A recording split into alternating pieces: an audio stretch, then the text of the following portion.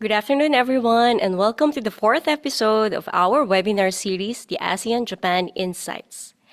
The ASEAN-Japan Insights Series of the ASEAN-Japan Centre aims to be the leading knowledge platform on key ASEAN and Japan matters. Our speakers comprise of leaders and experts on industry, government, and academia from within the ASEAN region and Japan. Our previous installments in the ASEAN-Japan Insights Series unravel the complexities of establishing carbon markets and digital health adoption in the ASEAN region. Today's webinar topic is a timely and exciting one, as women entrepreneurship is touted as a key factor to post-pandemic recovery by the ASEAN region. Through presentations and discussions featuring key women entrepreneurs from Texas in Thailand, Amartha in Indonesia, IDEA or Digital Filipinas in the Philippines, and Japan Women's Leadership Initiative, we will learn about the role of innovation, sustainability, and investments in expanding women-owned enterprises in Japan and ASEAN countries. As our title suggests, our speakers are definitely breaking the barriers and leading the way towards Asian women's empowered participation in the business landscape within ASEAN and Japan region. To formally begin our webinar, it's my pleasure to introduce our Secretary General of the ASEAN-Japan Centre, Dr. Kunihiko Hirabayashi. Dr. Hirabayashi has a wealth of experience of more than 18 years with UNICEF as a regional advisor in East Asia and the Pacific prior to his appointment at the ASEAN-Japan Centre. Please join me in welcoming Dr. Hirabayashi for his opening remarks. Secretary General, please. Thank you, Katsan. Distinguished speakers, all online attendees, good afternoon from Tokyo, Japan.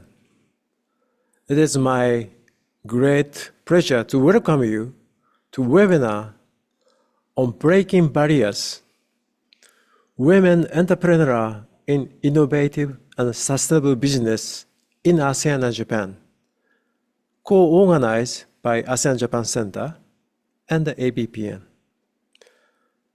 Today, we gather not just for a discussion, but we are joining a movement that celebrates and elevates the dynamic contributions of women in shaping our regional business landscape. In a world where opportunities are limitless, the role of women entrepreneurs has never been more pivotal. Across ASEAN Japan, women not just participating in the business, they are really transforming it. ASEAN has long been a melting pot of business spirit and entrepreneurial spirit, empowering women, especially those who operate as SMEs, is a crucial force driving regional growth. In 2024, they make up 97% of all business in ASEAN, employing 85% of the regional workforce, 45% of GDP, and 10 to 30% of regional export. In Japan, a country renowned for its technological advancement, women are also breaking through barriers with extraordinary resilience. In recent years, Japan is expanding efforts to improve work-life balance and extra support for companies that encourage women's participation. Key advancement is, for example, the new set of companies listed on the prime market. They are encouraged to appoint at least one female executive by 2025 and increase a 30% ratio of female executive by 2030 to all participants. Their ventures are not just businesses. They are catalysts for positive change and inspiration. These endeavors are shaping the future of industries and setting our new standards for what is possible for our next generation to come. Friends and colleagues, today's discussion will spotlight each of remarkable journey of our speakers. We will explore how these remarkable women have navigated the unique challenges and seize the opportunity that have come their way. We will surely learn about their innovative approaches, their commitment, and their vision for the future. To our speakers, thank you very much for your commitment to supporting the extraordinary achievement of women entrepreneurs in ASEAN and Japan. As we embark on today's discussion, let us remember that the discussions we hear today are not just about individual successes, but about collective progress. They remind us that when barriers are broken, and when innovative ideas are embraced, and when sustainability is prioritized. I really look forward to the engaging and inspiring discussion. Thank you very much. Thank you very much, Secretary General Hirabayashi, for highlighting the key role of women towards economic development and also for opening our webinar. The ASEAN-Japan Centre is immensely honored to co-organize this webinar together with AVPN, or Asian Venture Philanthropy Network, which is Asia's leading social investor network with more than 600 members in 33 markets. Their work comprises of capital mobilization, working with impact communities, developing resources and tools on social investment in Asia, providing mentorship, and bringing together investors and investees together in meaningful discussions and networking events. Today, we are proud to welcome AVPN Tokyo's Senior Manager, Kay Erickson, to deliver the welcome remarks. Kay has more than 15 years in the nonprofit sector.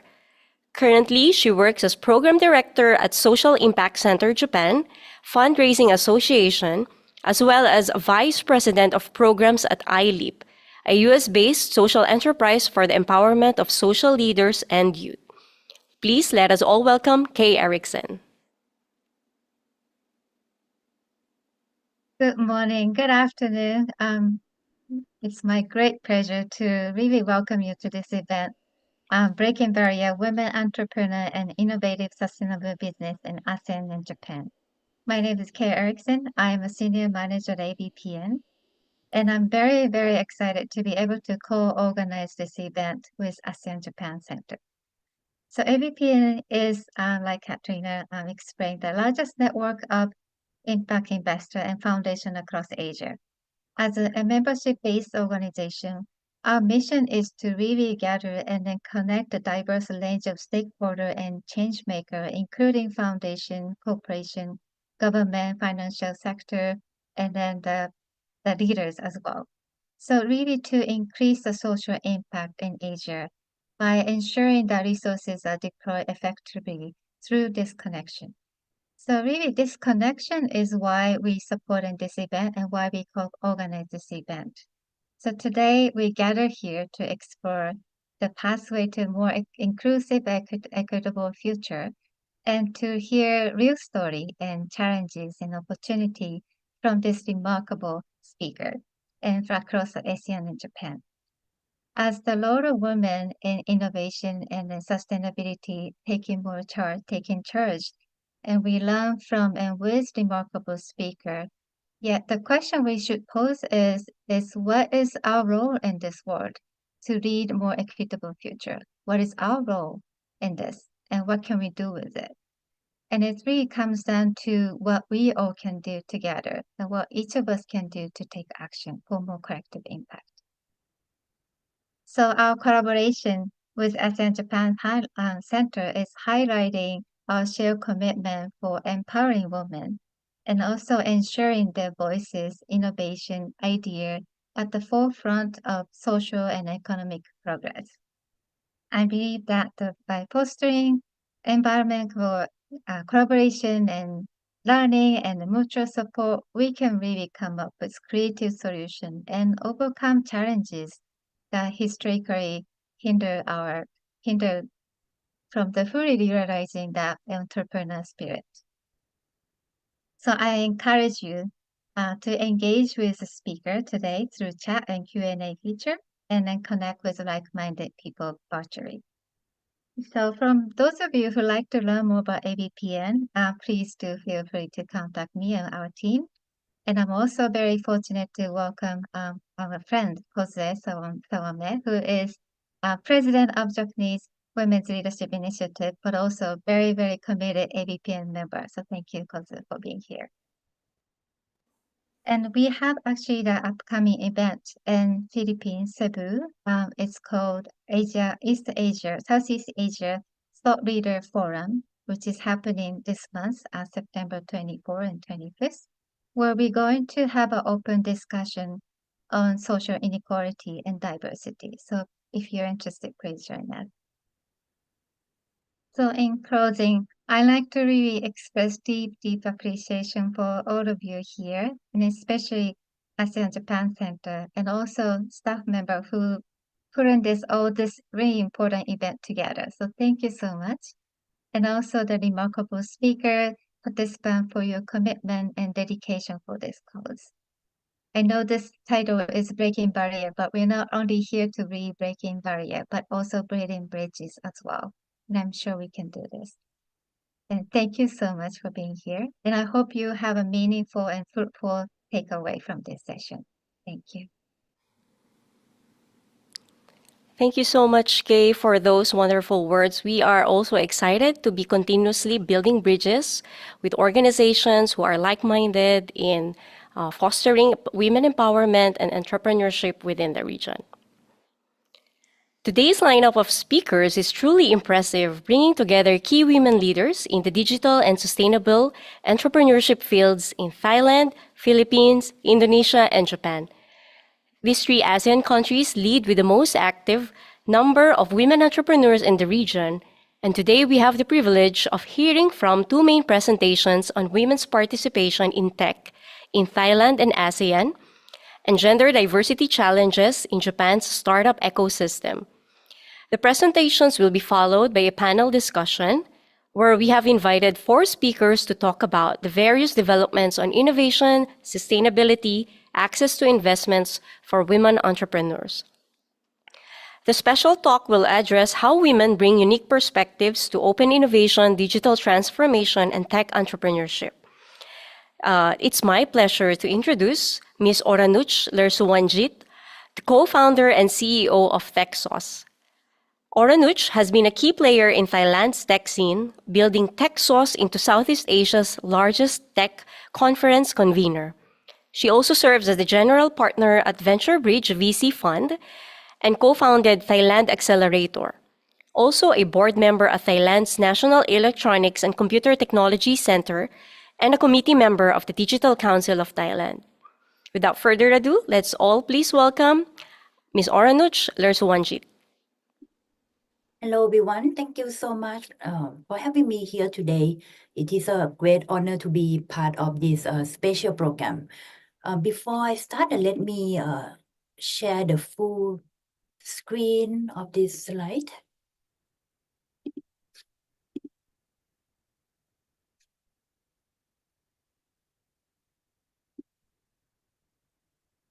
I think it's workable now, right?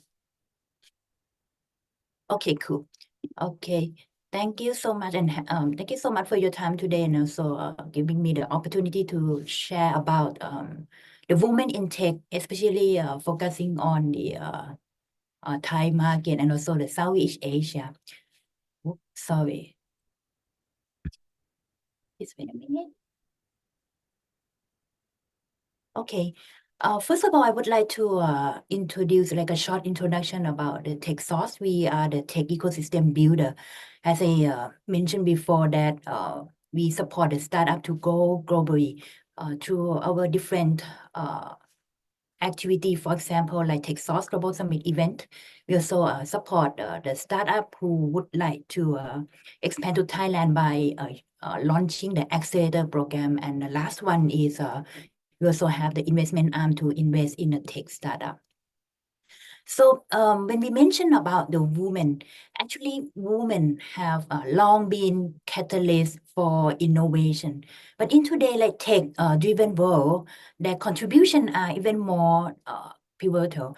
Startups found or co-founded by women are not only thriving, but my opinion is outperforming their male counterpart in several key metrics.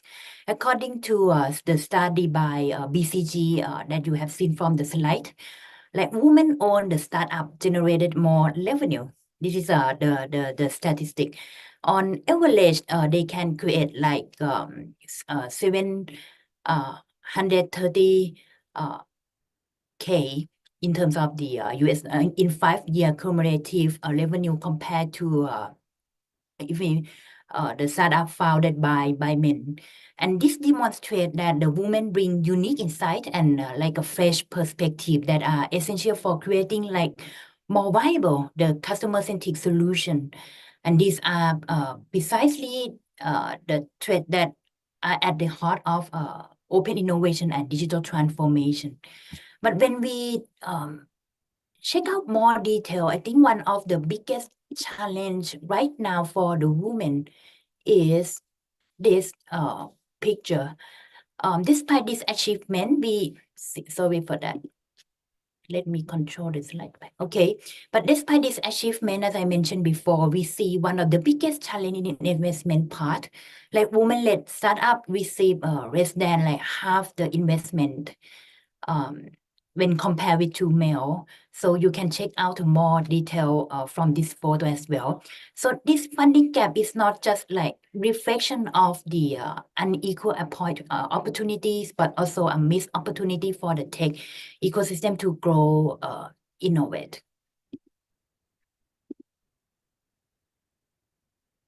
And when we mention about the innovation, actually, there are like 3 components you can check out from this slide. It is like an IDEO framework. When we mention about the innovation, actually it's not belong to the technical side, but actually it's also related to the business part. How can we create the sustainable business model or not? And another part which is very important, but I think I think the women can contribute back better than men, and maybe actually like we can work and support each other.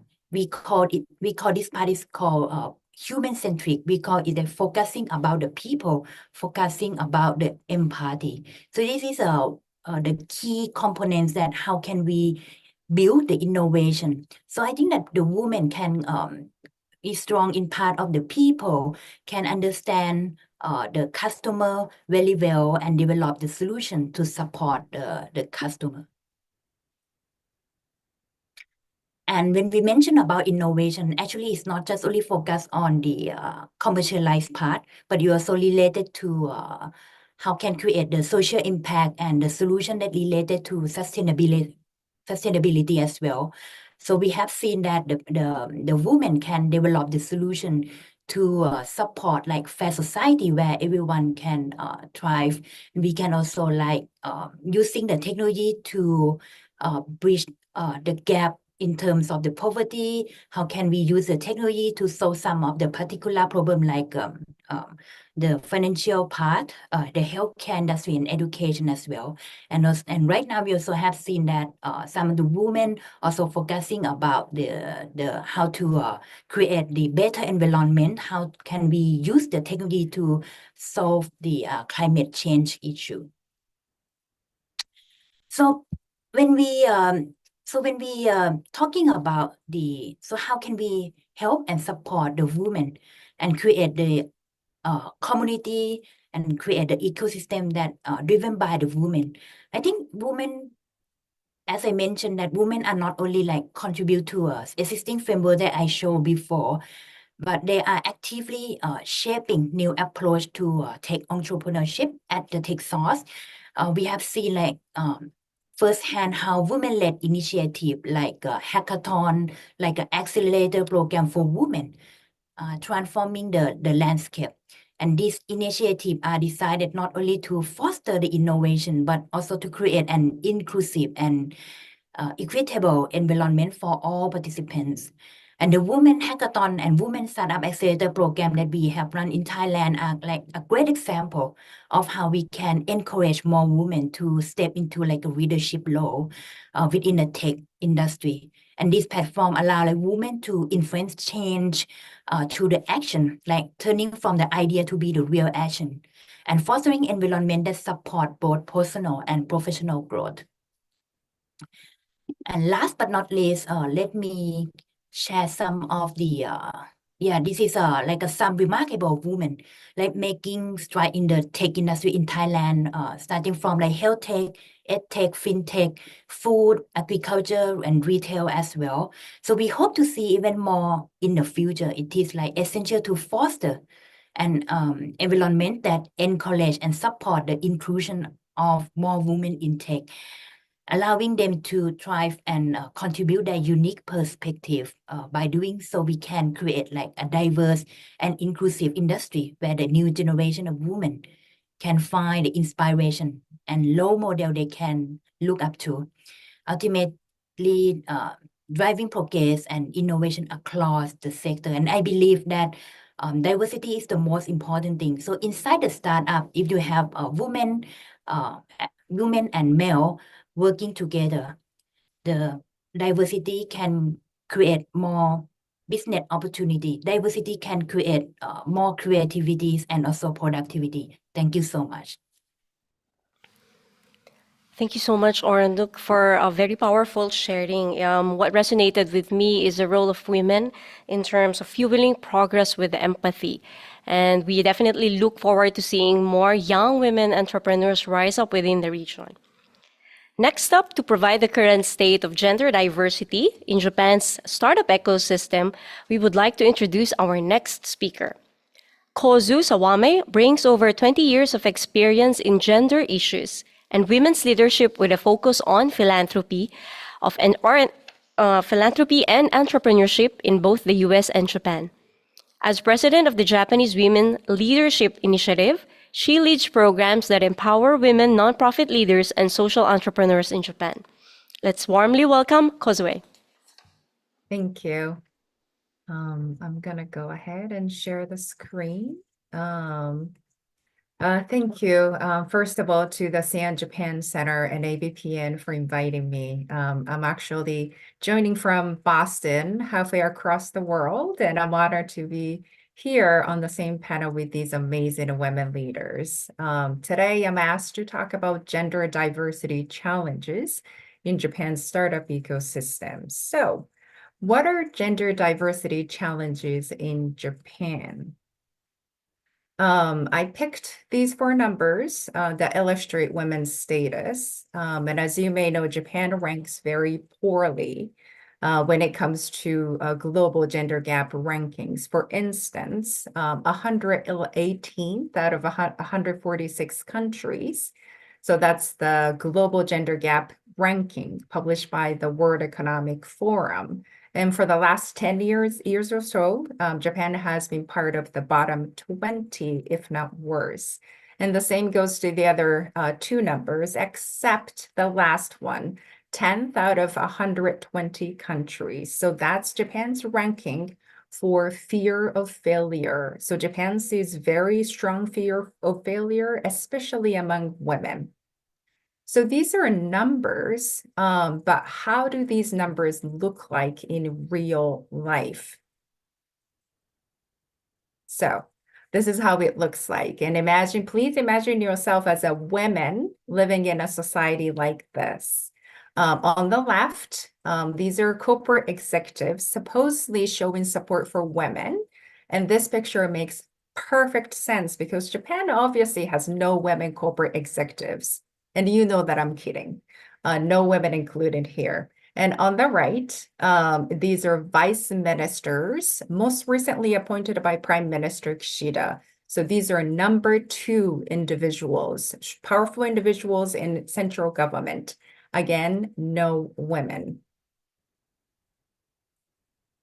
And this summer, a study came out and it is currently shaking the core of Japan's startup ecosystem. So this panel couldn't have been more timely.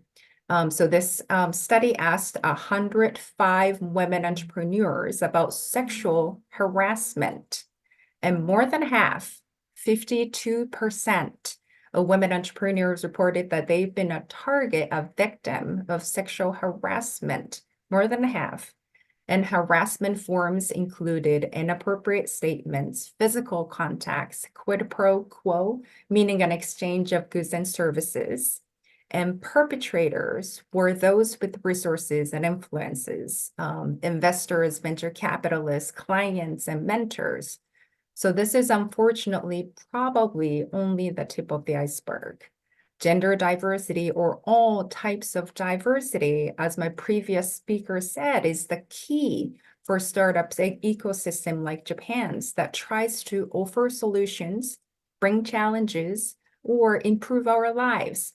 But women in Japan are grossly underestimated, underutilized, and are represented to the point of being paralyzed. So advancing women's leadership and elevating women entrepreneurs are crucial. So this is why we do what we do.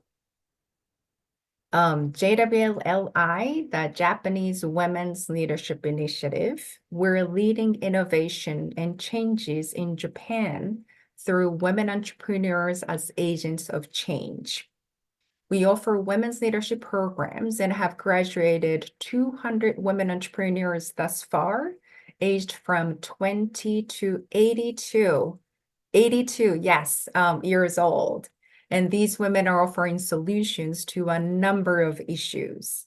And our ecosystem, our own ecosystem, is our pride and is a driving force behind change and innovation in Japan. But we're not satisfied. So we do more in order to accelerate innovation by making these investments, funds, opportunity, and a community. And for today's presentation, I'm going to focus on the community. So this is a picture of our own ecosystem. As you can clearly see, our ecosystem is a community and a safety net where ideas can be tested and mistakes can be made. So these senses of connection and belonging lead to the feeling of security and safety, and encouraging collaboration and innovation, working against fear of failure. So through these investments, we further support these women entrepreneurs in order to accelerate change and innovation. So as a summary, I'll leave you with this quote from Harvard Business Review Press, because I think this applies to Japan. When we build teams that are both diverse and inclusive, teams that value everyone's unique, multi-dimensional selves, we get to expand the amount of information teams can access. We can easily replace the word team with country or society. If in a society, women feel safe, comfortable, and valued, others like LGBTQ individuals, those with disabilities, or immigrants would most likely feel the same. This is why diversity is crucial in startup ecosystem like Japan's. And as Hirabayashi-san said in the very beginning in his opening remarks, it's a movement. I invite you to join the movement in breaking gender barriers. Thank you. Thank you very much, Kozu, for enlightening us with the current situation in Japan for women entrepreneurs. And thank you as well for Oranuch for setting the scene. And now we have a better understanding of the context for women entrepreneurs in ASEAN countries and Japan. And now I think we're moving on to the more exciting part of our session, wherein we will be having a panel discussion, and we will be joined by 2 more speakers from the Philippines and Indonesia. Our panel session will be moderated by our very capable moderator, Agnes Shirley. Agnes is Deputy Head of Capacity Building and Training and Senior Economist at the Asian Development Bank Institute. With deep expertise in development finance, climate change, and gender equality, Agnes has led key initiatives at the Asian Development Bank and other global organizations. So I turn the floor to the very capable hands of Agnes. Agnes? Thank you very much, Kat. Thank you very much. So what a very good start and extremely interesting presentations which shared hopes with great initiatives and innovations.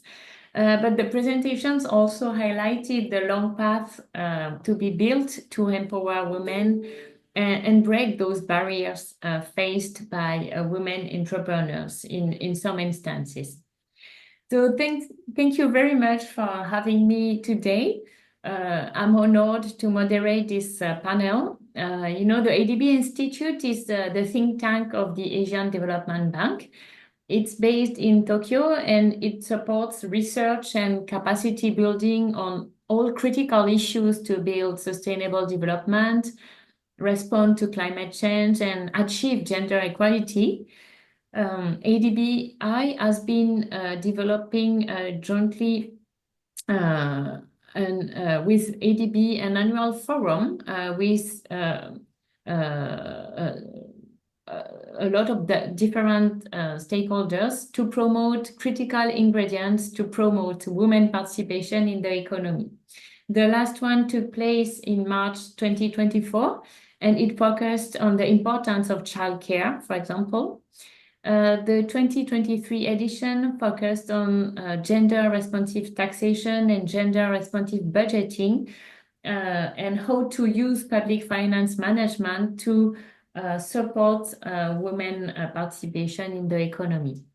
So today, and to continue our conversation on how to break the barriers faced by women entrepreneurs in innovative and sustainable businesses in ASEAN and Japan, I'm excited to introduce another excellent presenter. This is Christina Amor Maclang, a leading figure in tech and fintech in ASEAN. Amor is the convener of Digital Filipinas, driving innovation in the Philippines, and she advises key government agencies on digital transformation. Amor also co-founded the One ASEAN FinTech movement, and she holds influential global roles, including Asia chairman of the Global FinTech Alliance. So please join me in welcoming Amor. Amor, over to you for your presentation. Sorry. Thank you so much. Very happy to be in this panel. And basically, I'd love to be able to talk about what ASEAN represents in relation not just to Japan, but more importantly, in relation to what we term as the global digital majority. So maybe just a little bit of backdrop on my entrepreneurial journey. We are the company that I co-founded, the garage band, I always say it, the garage band I co-founded 25 years ago, Geyser Maclang, is a communication, special situations, and an advocacy organization. And our focus has really been how do we advocate for the difficult and the dangerous, but the very important. I remember on our 20th anniversary, which was in 2020, specifically Feb 2020. I think we all know what happened Feb 2020. And I think everything that I have been doing as an advocate has led up to that moment when we were appointed by the government, by the Department of Health, in conjunction with the Johns Hopkins University to take on the advocacy for increasing vaccine hesitancy at a time of COVID. So just before that, maybe 3 or 4 years before that, the Philippines was experiencing such a high uptake in vaccination globally. But then there was a very important issue that hit us, which was the issue of Dengvaksha. I say this because one of the things that I've been doing for the longest time is not just building ecosystems, but also healing ecosystems. And I think that's a very, very important role whenever we take on projects related to what we call crisis or special situations. I really don't like the term crisis, but sometimes it cannot be helped. Because of our ability to be able to, sorry, could you just go back? Because of our ability to be able to build ecosystems in areas like public health, we decided that sometime 2013, we were going to use that ability to heal and the ability to create, which are very, very endemic characteristics of women, and apply it to what could be one of the biggest enablers globally, which is essentially technology. Next slide, please.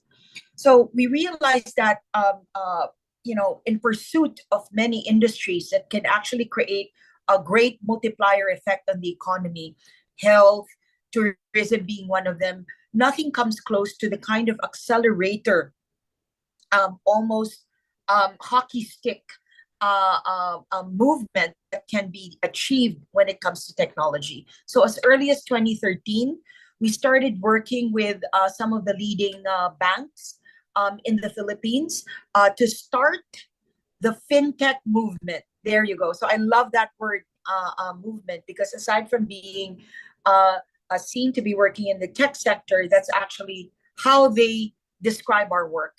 And why does it have to be a movement? Because technology as a movement has the power to actually unlock the great multiplier effect of various industries. So 2013, we started with fintech, but to this day, we see that a lot of the challenges have actually just evolved, right? So although there's a great preponderance for wallets, ASEAN is essentially, or the global majority are still essentially net borrowers. So access to credit for women and women entrepreneurs continue to plague us. So this is something that we feel very, very strongly about. Also, 2017, we started work in, at that time, a very gray area called blockchain and crypto, right? So to this day, depending on which side of the fence you're on, right, it still raises quite a few eyebrows or acknowledgement. I'll tell you something about Vietnam and the Philippines in relation to blockchain and crypto. There is no other region in the entire world that adopts technology, nascent technology, like us, we in ASEAN. The Philippines is number one. The Philippines is number one when it comes to social media use, specifically Meta. Indonesia is actually one of those that have adopted one of the K-pop, for example. So using these powers of transformation, you probably have heard of the role of women during the pandemic when it came to blockchain and crypto, specifically the experience of Axie Infinity, where some of the poorest women in the Philippines were making as much as 75,000 pesos or 1,500 US dollars. Let me just wrap up in a minute. Next slide, due to paucity of time. Where we have seen, sorry, could you go back to idea? Where we have seen the greatest impact of women has been in the ability to build ecosystems. And we're very proud to say that the International Digital Economies Association, registered out of Hong Kong, we now represent not just women, but what we term as a global digital majority. I'll be happy to talk about our programs later during the Q&A in Rio, in Nairobi, in the Philippines, in India, and in Southeast Asia. But I think what I'd like to do is pause for now and turn it over to the moderator. Later, Agnes, I'd be happy to talk about the 4 pillars related to how women can make more money in ASEAN. Thank you. Thank you very much, Amor, for an excellent presentation. Thank you for highlighting the importance of this fintech movement and also this critical ability from women to build ecosystem which supports success. So we will, of course, come back to those pillars you mentioned during the discussion. But before that, let me welcome our fourth panelist, Katrina Inandia, who is the Head of Impact and Sustainability at Amarta. So Katrina, you are leading the ESG initiatives, guiding the company towards greater sustainability.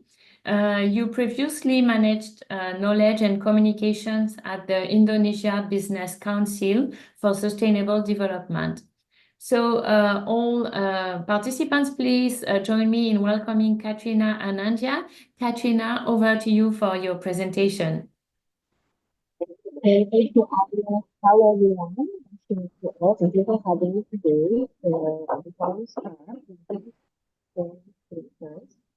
sorry, Katrina, can you speak a bit more closer to your microphone so that we can hear you well? Thank you. Can you hear me well? Yes, it's better. Okay. Yeah. So let me just share my screen. Can you see my screen now? Yes. So thank you, Agnes. So, hello everyone. My name is Katrina. I'm the head of impact and sustainability in Amarta. Let me take this 5 minutes time to introduce you to Amarta.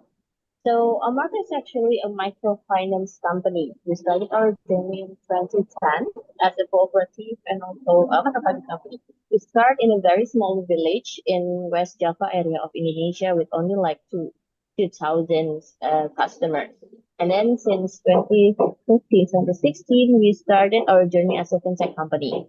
And then now we have more than 2 million customers all around Indonesia. So what makes Marta a bit different with the other microfinance company or other financial institutions in Asia? We are a microfinance company that started our journey using the branding model. So we do a hybrid approach to customers where we have like around 8,000 field officers who went to our customers on a weekly basis. And this kind of customers, they are all women entrepreneurs that this women entrepreneur that I'm talking about probably different with the women entrepreneurs that has been talked before from other panelists. So the kind of women entrepreneurs that we serve is the one that is in the ultra micro and micro level. So if you are talking about the owner of mom and pop shop, small retail, small water, those are the people that that is the customer for Marta. So therefore, because they are in also micro and micro level, our approach is also different from the way we approach to other kind of entrepreneurs that already a bit advanced. So we do have, I have mentioned that we do have like a lot of employees right now. We have like more than 9,000, which 8,000 of them are in the rural area of Indonesia. So they are the local people that we hired from those local areas.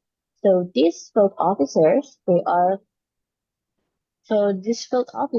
very so they're responsible to be the assistants for all of the customers.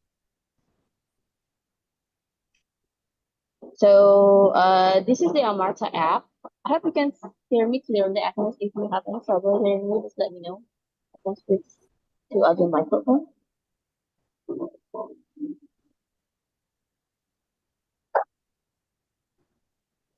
Sorry, we can hear you. There is some echoed sometime, but it's okay. We can now hear you better. Okay, thank you. Okay, let me continue. So so basically we are a peer-to-peer lending platform. So we have our own application, our apps, where we connect our lenders and also our borrowers. So from the day we started as a fintech company until now, we have disbursed more than 15, actually it's around 17 trillion rupiah to more than 2 million micro women entrepreneurs in Indonesia. So if you wanted to know more about the apps or how to be a member of Amarta, it's actually can be downloaded through Play Store and App Store and things like that. And then you can see that it looks like a marketplace where you can pick one of the customers and borrowers that you want to fund, you want to give capital to, and then you can directly give your capital to them. And then just because they are these type of micro entrepreneurs and also micro entrepreneurs, we try to make sure that our technology really suitable for them. So first thing first, this technology, if you can see on your screen, all of the UX of our apps are very simple. So there are not a lot of things going on there. They are in Bahasa Indonesia because all of the people talk in Bahasa Indonesia, and it has a very simple step. So these kind of things are the things that we do to make sure that our technology are suitable for our customers, especially the women entrepreneurs. And then other than that, Amarta always makes sure that ESG, the environment, social, and governance, are part of the risk management. So we do have our ESG roadmap, and we do implement our environment and social risk into our business risk. So we make sure that all of our customers are seen not just from their financial risk, but from their environmental and social aspect as well. And then from there, we also built our development program and assistance program based on the needs of our customers. So we have our environmental programs where, of course, the objective for the company is to reduce greenhouse gas emissions and to promote sustainable consumption and production. But the main goal for that is to make sure that when we do all of these environment programs, we also help to promote the economical growth of our women entrepreneurs. And then we also have our social programs where we do all of the promotion of sustainable financings, we do ethical lending practices, and other things. And other than that, we make sure that companies are very accountable. So any investors, any stakeholders, if they wanted to know the impact of Amarta, the way we work, they can easily find out.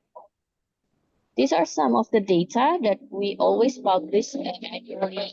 So we have measured the wealth level of our customers before and after they join Amarta, and other things like their capability to hire new employees, and also how many of them advance from a micro level to small enterprises. And this is just some of the highlights activities from our 2023 programs. I think that's all from me, Agnes. I hope we can have a fruitful discussion about this. Thank you. Thank you very much, Katrina. Actually, in the Q&A chat, we received a follow-up question. I think I can ask this question to you because with your experience in Indonesia, you may have suggestions. And so let me read it. So I'm a disability woman who established and run 2 companies in Indonesia.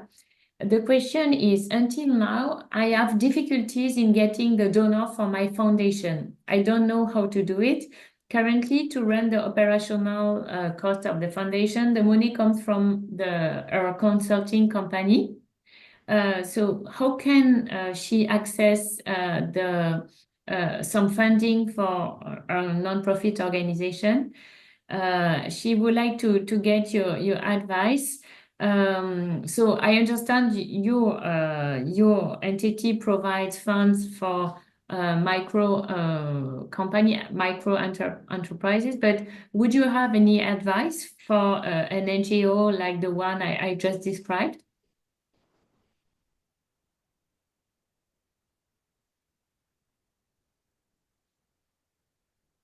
And Katrina, you can think about it, and if you want to respond now, let me know. But we can also get back to this question after the start of the panel discussion, if it's okay with you.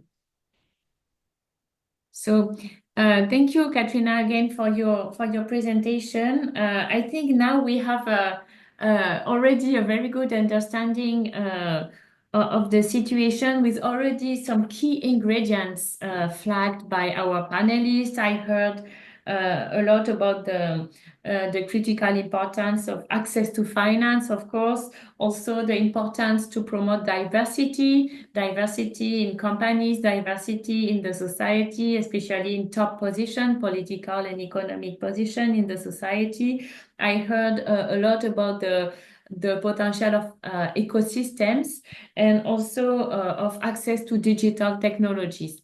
So now I would like to structure our panel discussion into four main sessions. First, I would like to come back to the current landscape and ask a first question to Oranush. Oranush, you, of course, Texos has been instrumental in promoting innovation. How do you perceive the current landscape for women entrepreneurs in tech sectors within ASEAN? I'm wondering also what were the main challenges you faced when you developed your platform, and how did you overcome them? Oranush, over to you. Yes, thank you so much. I think in terms of the landscape, we have seen an increase in the number of the women in tech, but I believe it is still very low compared to men. What we should do next is we should create, as I mentioned before, that we should create the environment and establish the process that provide the opportunities for women to enter the tech industry. And I strongly believe that the diversity foster the greater productivity and creativity within the companies. So we should not just only at the co-founder level, but we should also have the female tech at the board level and also at the management, middle management level as well. And in terms of the challenge part, actually, as a woman, I didn't face any kind of the biggest challenge by myself, but I have heard from the other female founder that they are experiencing difficulties, particularly in the area of fundraising. As the VC industry is still largely male dominated, and therefore we need to add more women at the general partner, the GP level in the venture capital. And why I mention about this, because they will be better understand the real pain point of female founders and know how to support them effectively. So we not just only female founder, but we also need to encourage to have the female GP in venture capital as well, to help the female founder, to give them the opportunity in terms of the fundraising. Yeah, okay, thank you very much. Yeah, continuing to talk about these trends, the current trends, Amor, do you see the similar trends? Do you see the same increase despite the fact that the women-led businesses are still much lower than the men-led businesses? So how do you see the current landscape in ASEAN, in the ASEAN region? Actually, there are 2 points I want to raise. Yes. I think the issue on the gender lens has been very appropriately addressed by Kun Mimi. What I'd like to talk about is how there seems to be a very lopsided development when it comes to startups and startup ecosystems. For example, just within ASEAN, right? The thing that you have to understand about ASEAN, and I think many of you know, is that it's not one monolithic block. So you have your global North ASEAN, which would be, for example, Singapore and maybe Malaysia to an extent, who are net lenders. Then there's the rest of us, right? That would be Cambodia, Laos, Myanmar, Vietnam, and Philippines. And what we're noticing, and what we hope AVPN and the ADB can help address, working ecosystem builders like us, is how do we help compensate for governments that might have a weaker support structure for the startup ecosystem. So we're seeing how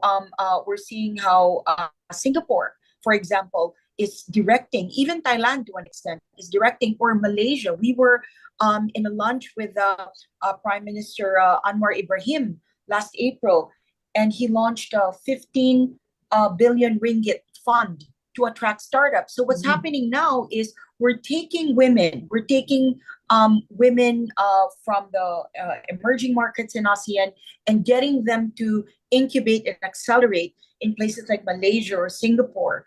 And it's a sort of like a brain drain of startups that we're trying to avert. So that's why we've recently launched a fund, and we're currently fundraising in IDEA. How do we create a fund that allows for startups, women and men alike, to stay where they need to be? So they could be in Vientiane, they could be in Baku, they could be in Nairobi, and not have to go to places, for example, traditional places like, say, the UK or Silicon Valley or even Singapore. So maybe that's what I wanted to put out there.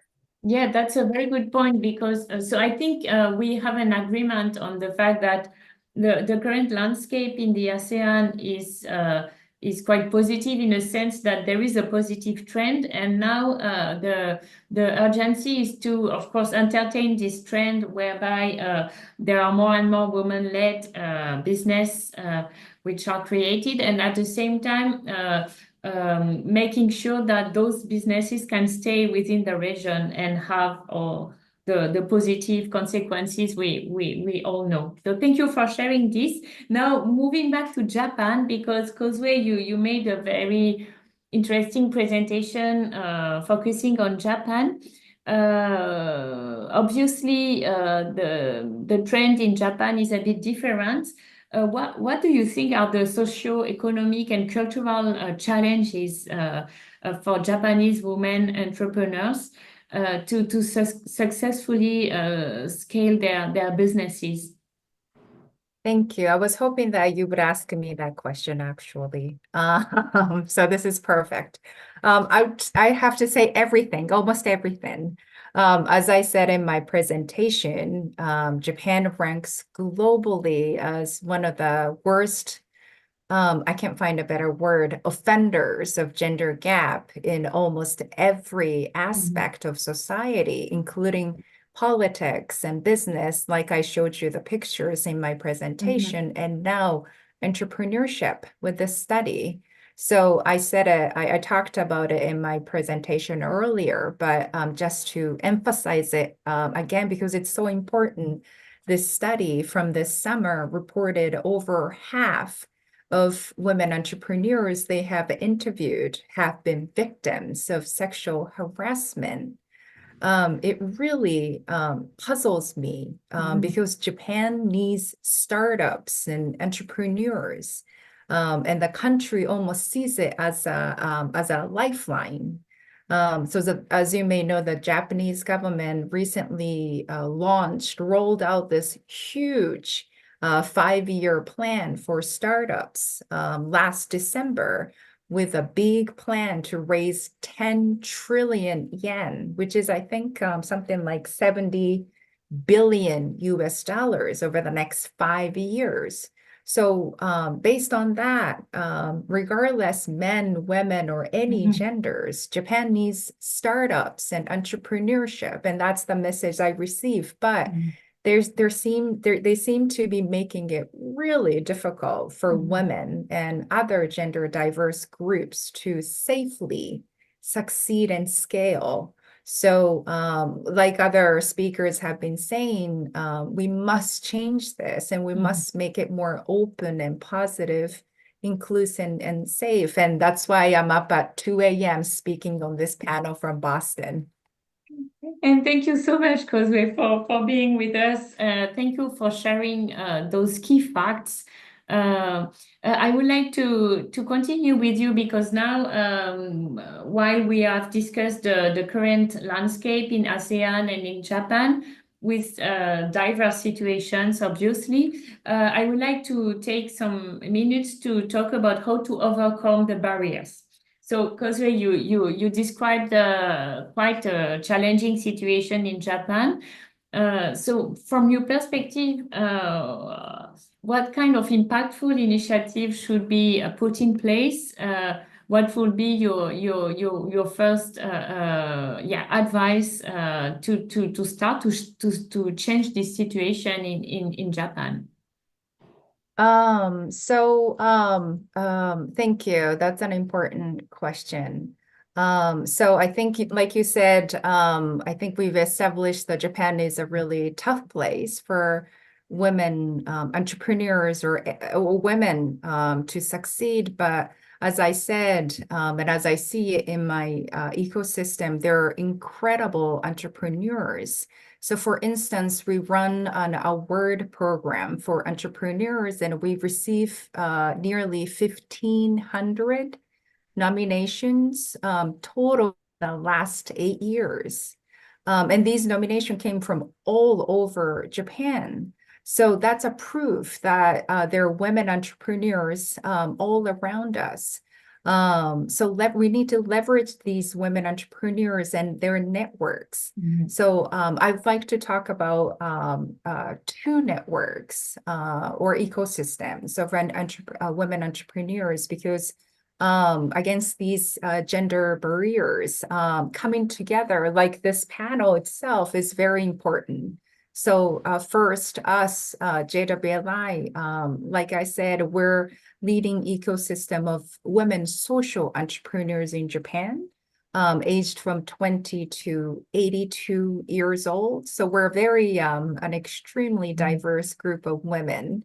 And we're offering solutions for all sorts of different issues like food insecurity, health, homelessness, disaster preparation, because Japan is prone to disasters these days, and also economic empowerment. And also the second one is today's co-host, AVPN. As Katrina said in the presentation, we're a proud member of the Asia Gender Network, which is an initiative within AVPN. So this Asia Gender Network is funded and supported by the Gates Foundation in order to mobilize women philanthropists like us to improve the lives of women and girls in Asia. So our membership of the network includes actually 35 or so women philanthropists and investors across from Asia. And thankfully, we have access to millions of capitals. But we can't do this alone, so we need everyone. And that's why I'm here to sort of make that ask, for supporters and allies to join, like I said, and also everyone else said, the movement. So leveraging these women entrepreneurs and their ecosystems like us, and also AVPN's Asia Gender Network, which is very important, and have dialogue and bring them into the process. I would say that's what's most important.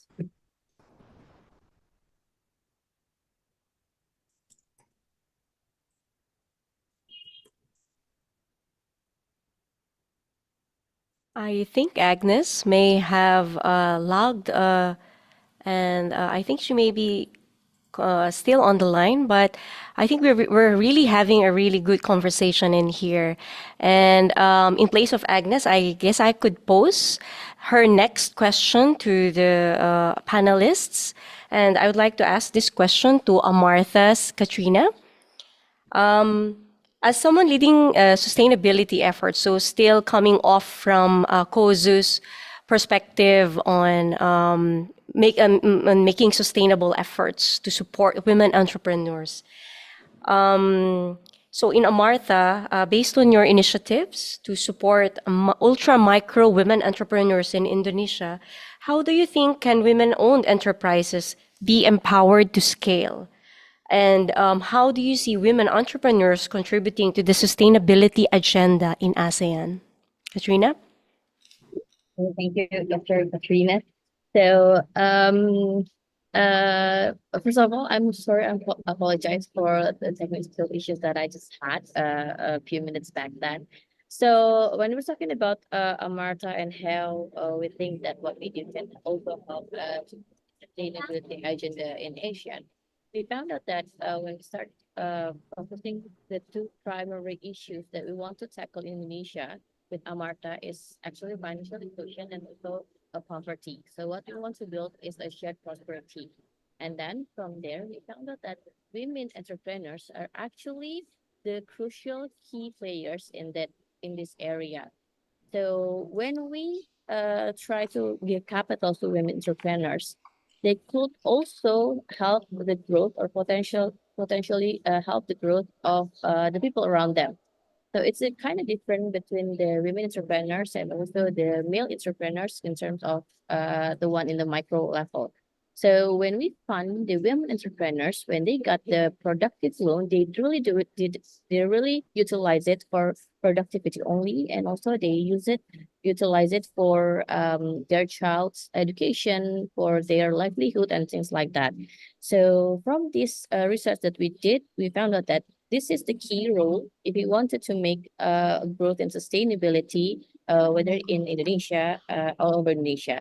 And then we also find out that actually what we found in Indonesia is quite similar with some other countries, especially in ASEAN. So we have a similar markets also in Philippines, I believe, in Vietnam's and other countries. We do have a lot of mom and pop shops in other countries like that.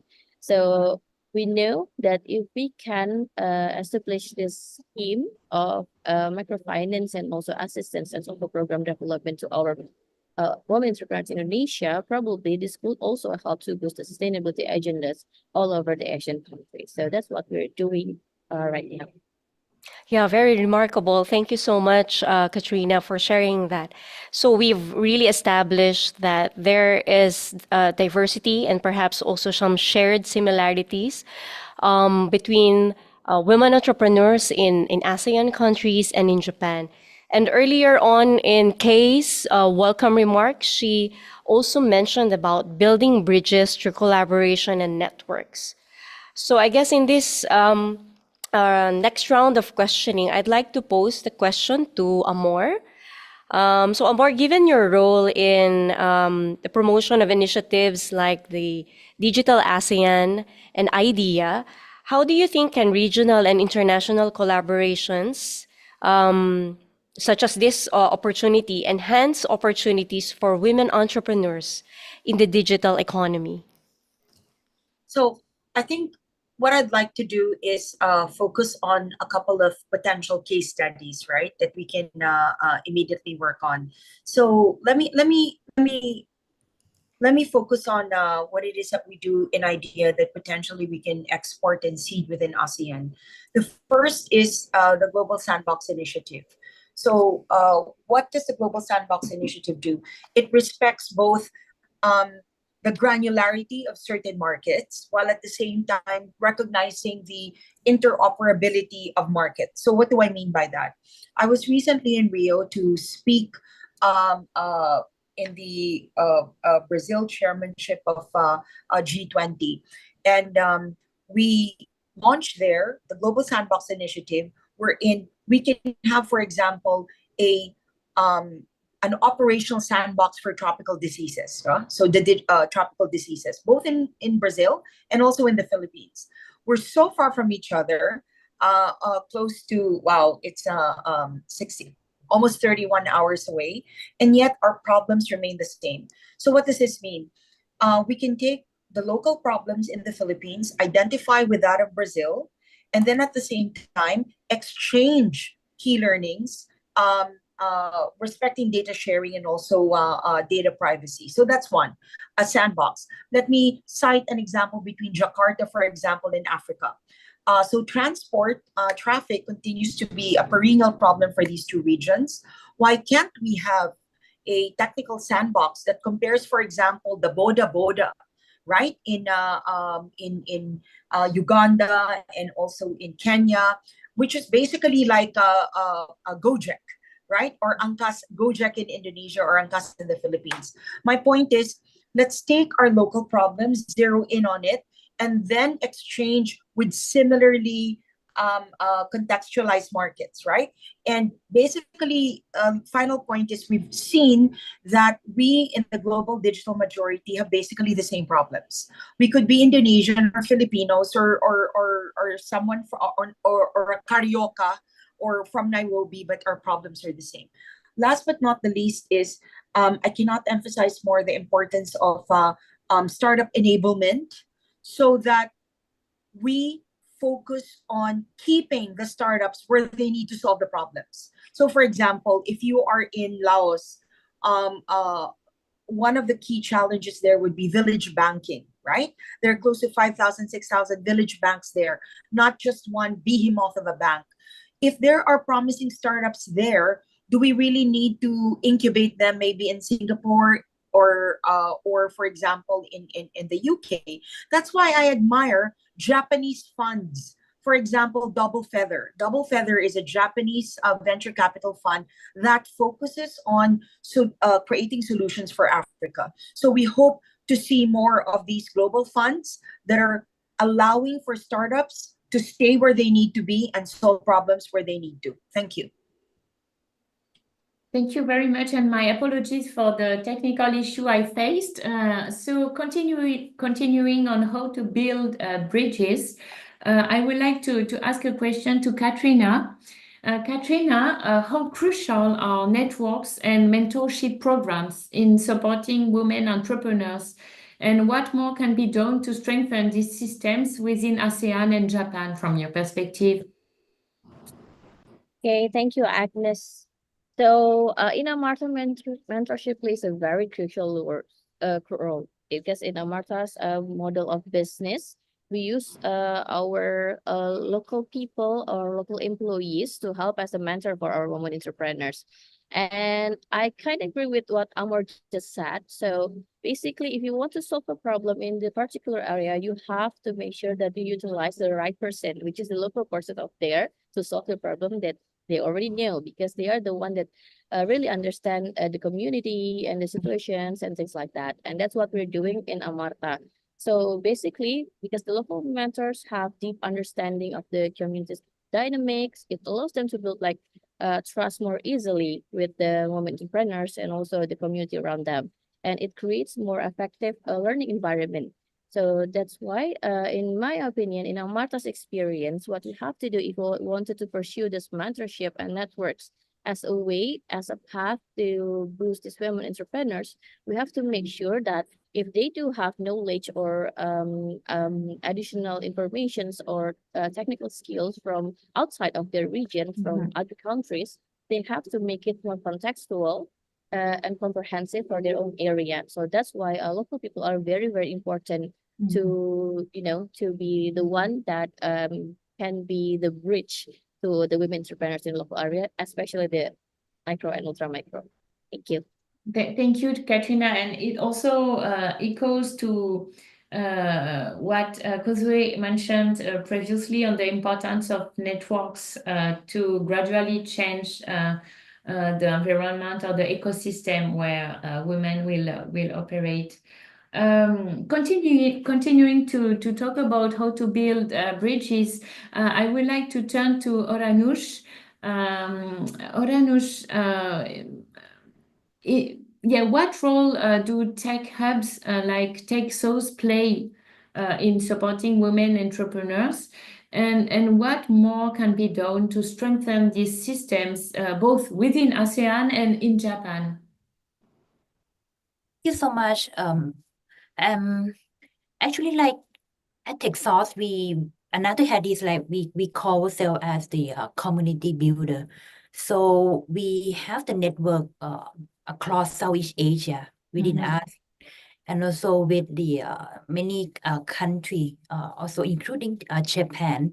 And I think one of the idea that we can develop and co-develop together is like we can create like an exchange program, like how to bring like female startup entrepreneurs to join the accelerator program in Japan and vice versa, to exchange the knowledge and also like giving them the opportunities in terms of the business expansion.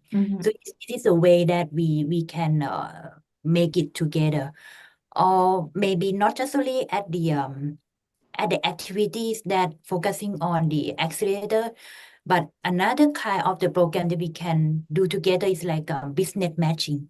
Like last year, we have chance to host the women in tech from Canada who want to expand their business to Thailand. So this kind of the activities we can co-develop and create these kind of opportunities together. So these are like a two idea accelerator program and also the business matching session to support the female founder.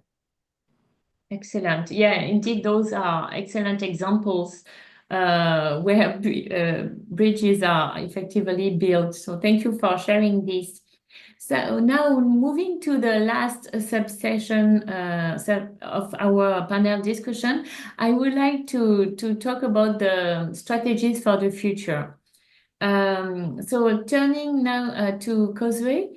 Causeway, what future trends do you see in the tech and innovation space that could present new opportunities for women entrepreneurs in Japan? What is your analysis on this?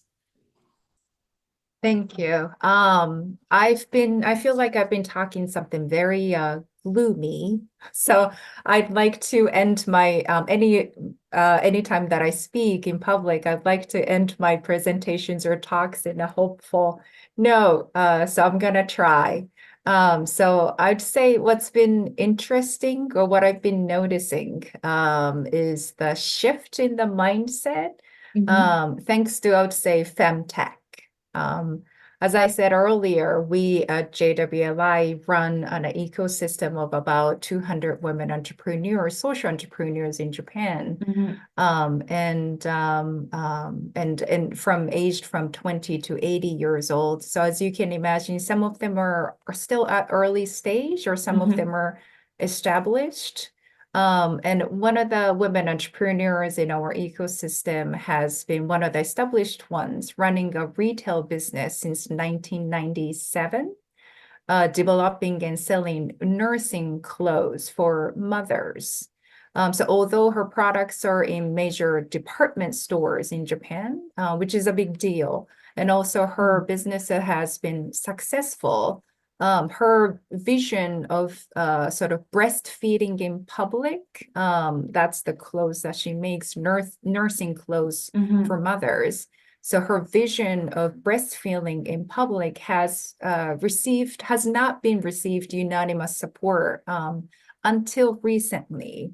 So she's been marketing her products as part of femtech and gaining sort of a new traction.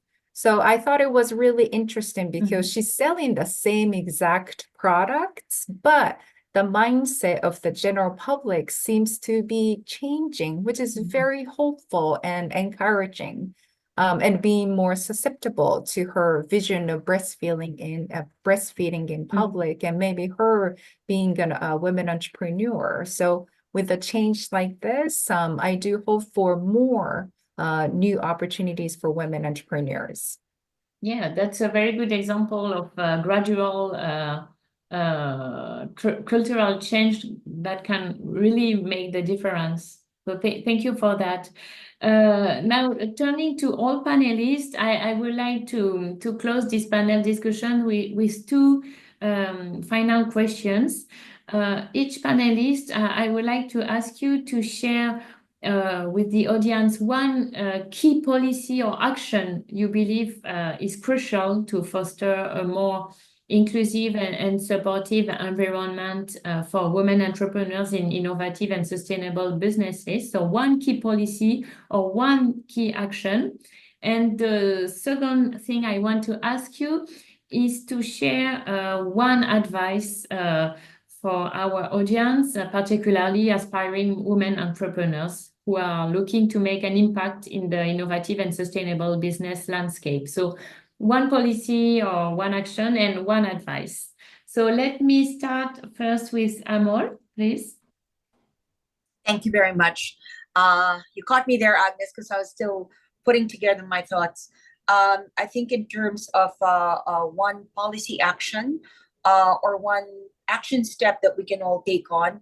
How do we create a platform that will allow for global majority to global majority intercooperation? In other words, like I said earlier, okay, if you want to term it global south, go ahead, right? But we call ourselves a global majority, 82% of the population of the world. Like I said, whatever the problems in Jakarta are most likely the same problems that we have in Nairobi. And I'll tell you, there is wisdom to listening to this region. Do you know that the Kibera slums in Nairobi, in a Harvard Business Review article said it said that it yielded more business ideas than Harvard Business School itself, right? Because it's actually in these times of difficulty that the best ideas come about, right? Mm-hmm. So listen to what Bangladesh needs, to what the Philippines, to what Nairobi needs, and we can solve for each other's problems. I think that's the first. And then the second thing is what would I say to the public? Wow, for women entrepreneurs who are out there, it's always going to be a far more difficult journey for us. And I'll tell you why. When you're tenacious as a man, that's admirable. But if you are a woman, you're termed something else, perhaps unmentionable in this webinar, right?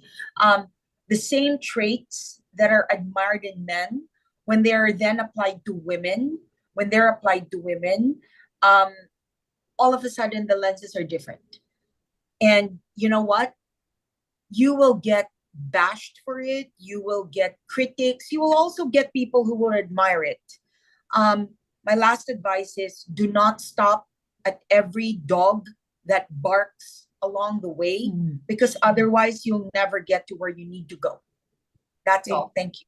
Thank you so much, Amor. Turning now to Katrina, what will be your key policy or your key action and your advice for the audience?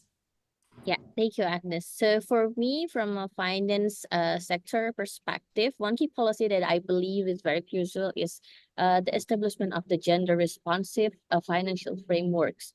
So this involves like creating and expanding access to tailored financial products and services, which specifically designed to meet the unique needs of women entrepreneurs, because women often face additional barriers when they try to access capital, like higher interest rates, lack of collaterals, like limited financial literacy, and even like the demand for more flexible repayment terms. So those are the things that are the challenges that faced by women entrepreneurs. So the establishment of a more gender responsive financial frameworks, I believe, by addressing these specific financial challenges that they face, we can provide them with like the tools and knowledge they need to success, and also we can create a more equitable and sustainable business ecosystem where women entrepreneurs can be more thriving. And then if I wanted to share something with the women entrepreneurs out there, from my experience in Amarta, working with more than 2 million women entrepreneurs, we found out that women entrepreneurs have a very unique perspective and very resilient. So don't be afraid to take your first step. Just one thing that you need to do is surround yourself with a supportive community, because women support women, and everyone here knows that because we work in an ecosystem. So surround yourself with supportive community and keep pushing forward. Thank you. Thank you very much, Katrina. Now turning to Oranush, would you have something to share, one policy or one action and one advice for the audience, please? Thank you. We hope to see more gender responsive funding program, not just only support the tech startup. Actually, like we don't need to encourage everyone to be the tech entrepreneur, but for the SME, especially like in a rural area in Thailand, for example, we still need this kind of the funding program to support the women who want to be the entrepreneurs. Don't need to be like a tech entrepreneur, but the the SME type. I think that they really need to get the support, and this kind of the funding, I think that is with like, for example, like low interest loan or an investment opportunity. I think it's a great opportunity for them to can access to the capital. This is the first part. And another one, I would like to see more like a mentorship program, mentoring program that bring the successful from the successful women in whether they are like from at the big corporate like professional or maybe the successful women entrepreneur. They should come back to the community and contribute back and support the young generation. I think that this kind of the wisdom is really important for them to grow and elevate the ecosystem together. And the last advice that I would like to give to the women entrepreneur is I think that they have to take the bold step. This is really important. Like don't be afraid to challenge. Don't be afraid to challenge the status quo and pursue your vision. Thank you very much. And now, so Kozwe, you have already shared a lot of key actions that make a difference. But if you have to summarize, what will be your key action and your key advice for the audience? Thank you. Well, first of all, I can't see the faces of the audience, but I actually would like to acknowledge men in the audience, and I'm hoping that there are men in the audience. So thank you for joining us. You're our allies and you're important. So today, I think I heard many of us talking about diversity, movement, ecosystem, network, gender lens investment, and building bridges. So I think these are keywords that we can take back. And for policy suggestion, please leverage these women entrepreneurs and networks ecosystem like us, JWLI, and also the co-host, ABPN's Asia Gender Network. So engage women entrepreneurs and bring them into the process. So for my advice to women entrepreneurs, I'd like to say you're heroes and you're not alone. And we're here for you and we're here with you. And equally important to our allies, women entrepreneurs are all around us. So please offer support and get involved. You may get to change the world with these women entrepreneurs. Thank you. Thank you very much, Kozwe. Before giving back the floor to Kat, because it's already time to wrap up the webinar, I just wanted to get back to Katrina because we had a question, Katrina, about Indonesia. There was someone asking, a woman running an NGO who was facing some challenges in getting finance for NGO. So we focused a lot on private sector in this discussion, but would you have any advice on how to get finance for supporting an NGO in Indonesia? Yeah, sure, Agnes. So this is why, like I said before, surrounding yourself with supportive ecosystem is very important. Ibu Tin, who's the one asking the question, Ibu Tin, you can try to find people from the IKDP. It's like Women's Digital Financial Inclusion Coalition that we have here in Indonesia.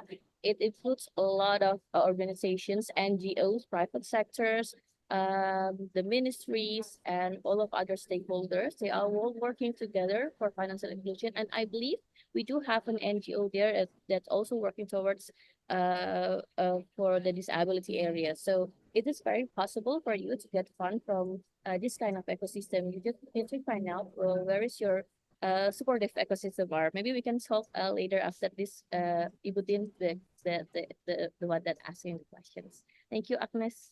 Thank you very much, Katrina. So I want to thank all of you very much for amazing discussion and very insightful advice and information on your journey. And I think we had a very rich discussion. So I will now hand over the floor to Kat because it's already time to wrap up the webinar. So thank you very much. Kat, over to you. Thank you so much, Agnes, and to our amazing speakers. We've heard from women entrepreneurs from various perspectives, industries, sectors, and even countries. But I believe that our panel discussion has been able to successfully harness and glean those insights that are very relevant for a lot of women entrepreneurs who are joining us in our webinar today. So I believe that there will be more of this. This is just one of our initiatives at the ASEAN-Japan Centre for women entrepreneurs. Please do visit our webpage for our upcoming programs. And we would like to thank AVPN once again for supporting and co-organizing our webinar, as well as our speakers. And we hope for your continued support in our programs here at the ASEAN-Japan Centre. We would like to encourage your participation in the survey feedback form, which you will receive immediately after joining this webinar. Thank you very much for joining. And once again, we wish you a pleasant afternoon.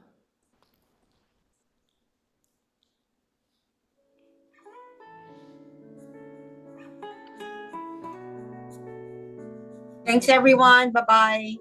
All the best. Thank you. Thank you very much. Thank you. Thank you for the Keep in touch, wonderful everyone. discussion. Bye-bye. Take care. Definitely. Bye.